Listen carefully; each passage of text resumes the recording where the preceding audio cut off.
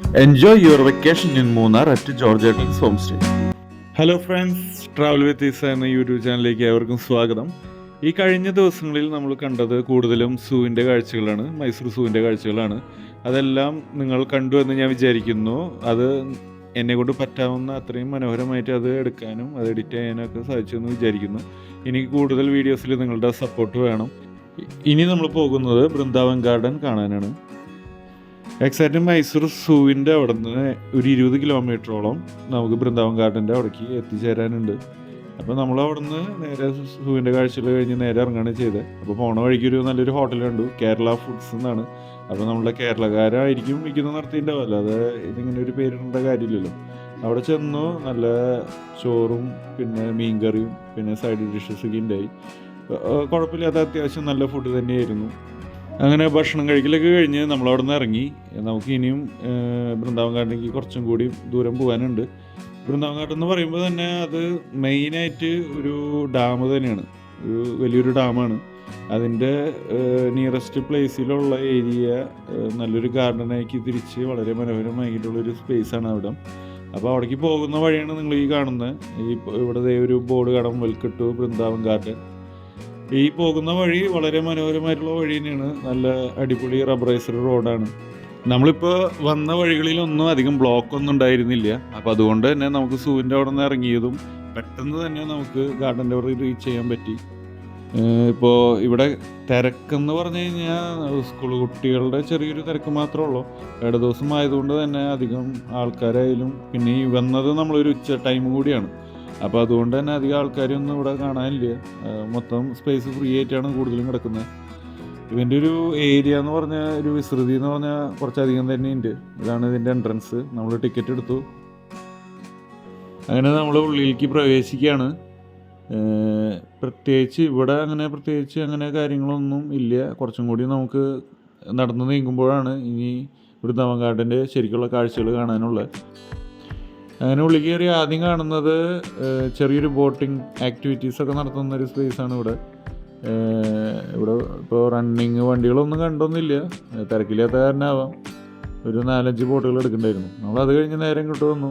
ഇവിടെ നിന്നാണ് ശരിക്കും ബൃന്ദാവൻ ഗാർഡൻ്റെ റിയൽ ബ്യൂട്ടി സ്റ്റാർട്ട് ചെയ്യുന്നത്. അതായത് ഗാർഡൻ എന്ന് പറയുമ്പോൾ അതിലുള്ള ഡിഫറെൻ്റ് ആയിട്ടുള്ള മരങ്ങൾ, ചെടികൾ, പൂക്കൾ എന്ന് തുടങ്ങി വളരെ ഡിഫറെൻ്റ് ആയിട്ടുള്ള കാര്യങ്ങളൊക്കെയാണ് ഇവിടെ കാണാനുള്ളത്. ഇപ്പോൾ നമ്മൾ നടന്ന് നീങ്ങുന്ന ഈ സംഭവം വരെ നമ്മൾ വേറെ സ്ഥലങ്ങളിലൊന്നും കണ്ടിട്ടില്ല. ഇതിൻ്റെ പേരെന്താണെന്ന് എനിക്കറിയില്ല, അറിയാവുന്നവർ കമൻറ്റ് ചെയ്യുക. ഇവിടുത്തെ മെയിൻ അട്രാക്ഷൻ എന്ന് പറഞ്ഞു കഴിഞ്ഞാൽ ഗാർഡൻ തന്നെയാണ്. ഡാമിനേക്കാൾ കൂടുതൽ ഇവിടെ എല്ലാവരും കാണാൻ ആഗ്രഹിക്കുന്ന ഒരു സ്പേസ് ഈ ഗാർഡൻ സ്പേസ് തന്നെയാണ്. അതിന് പുറമെ ഇതിലുള്ള ഈ ഫൗണ്ടെയിൻസ് നല്ല രസമുണ്ട് കാണാൻ. ഡിഫറെൻ്റ് ആംഗിളിലൊക്കെ സ്പ്രേ ചെയ്യുന്ന ടൈപ്പ് ഫൗണ്ടെയിൻസൊക്കെയാണ്, വാട്ടർ ഫൗണ്ടെയിൻസാണ് ഇവിടെ ചെയ്തിട്ടുള്ളത്. അതിന് പുറമെ ഈ വെള്ളം ഏറ്റവും ടോപ്പിൽ നിന്ന് ഇങ്ങനെ ഒഴുകി വരുന്ന പോലെ ഒരു ചെറിയൊരു അരുവി അല്ലെങ്കിൽ അങ്ങനത്തെ ഒരു സെറ്റപ്പിൽ ക്രിയേറ്റ് ചെയ്തിട്ടുള്ളൊരു സംഭവം കൂടി കാണാം. എല്ലാം കൊണ്ടും വളരെ ഡിഫറെൻ്റാണ് ഈ ഒരു സ്പേസ്.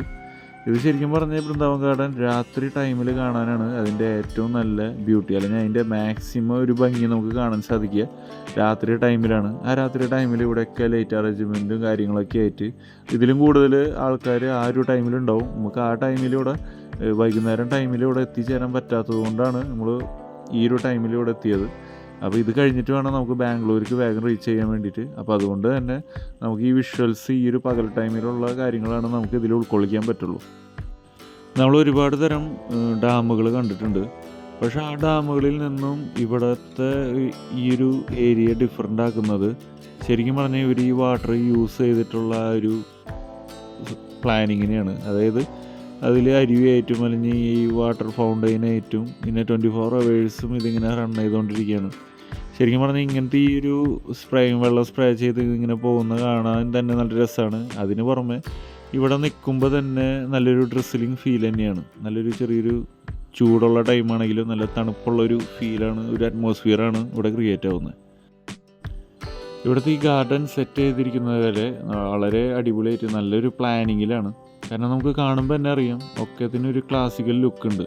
എവിടെ നോക്കിയാലും അതിൻ്റെ ഭംഗി അത്രയും മനോഹരമാക്കാൻ ഇവിടെ സാധിച്ചിട്ടുണ്ട്. ഇവിടെ നടന്ന് കാണാൻ ഒരുപാട് ഏരിയ ഉണ്ട്. നമുക്ക് ശരിക്കും പറഞ്ഞാൽ ഒരു ദിവസം ഫുൾ ഉണ്ടെങ്കിൽ മാത്രമാണ് ഇവിടെ ശരിക്കും ഇരുന്ന് എൻജോയ് ചെയ്ത് നമുക്ക് പോകാൻ പറ്റുള്ളൂ. പിന്നെ അതിനുശേഷം ഇവിടെ ഒരു ചെറിയൊരു അക്വേറിയം സെറ്റപ്പ് ഉണ്ട്. അതായത് നമ്മളുടെ നോർമൽ നമ്മൾ വീട്ടിലൊക്കെ വളർത്തുന്ന തരം അലങ്കാര മത്സ്യങ്ങളുടെ ഒരു ഏരിയ.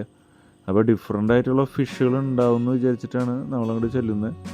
എന്തെങ്കിലും ഡിഫറെൻ്റ് ആയിട്ട് കാണാൻ പറ്റുമായിരിക്കും. എന്തായാലും നമുക്ക് അവിടെ ചെന്ന് നോക്കാം. ഇപ്പോൾ ഇവിടെ വന്നു കഴിഞ്ഞാൽ ആദ്യം കാണുന്നത് ഈ ബ്ലാക്ക് മോളി, പ്ലാറ്റി അല്ലെങ്കിൽ ആ കാറ്റഗറിയിൽ പെട്ട ഫിഷസാണ്. അതിനുശേഷം പിന്നെ നമ്മൾ കാണുന്ന ഓരോ ഫിഷസും നമ്മുടെ അക്വേറിയം ഷോപ്പിലും അല്ലെങ്കിൽ നമ്മളെ വീടുകളിലായാലും വളർത്തുന്ന അങ്ങനെയുള്ള മത്സ്യങ്ങളാണ് കൂടുതലുള്ളത്. അപ്പോൾ അതുകൊണ്ട് തന്നെ ഇവിടെ പറയത്തക്ക രീതിയിൽ വെറൈറ്റി ഫിഷസ് ഒന്നും ഇല്ല.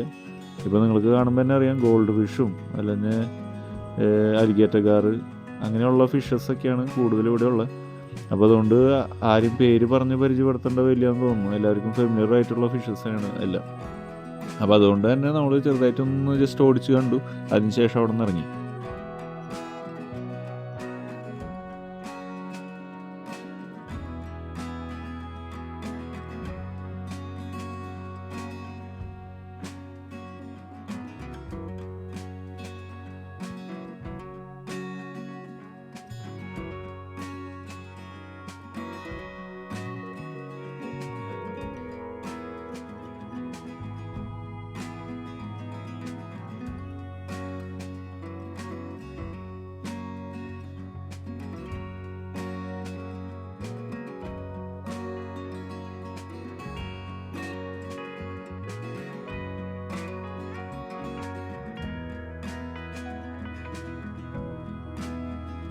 അതിനുശേഷം നമ്മളവിടെ നിന്ന് ഇറങ്ങി.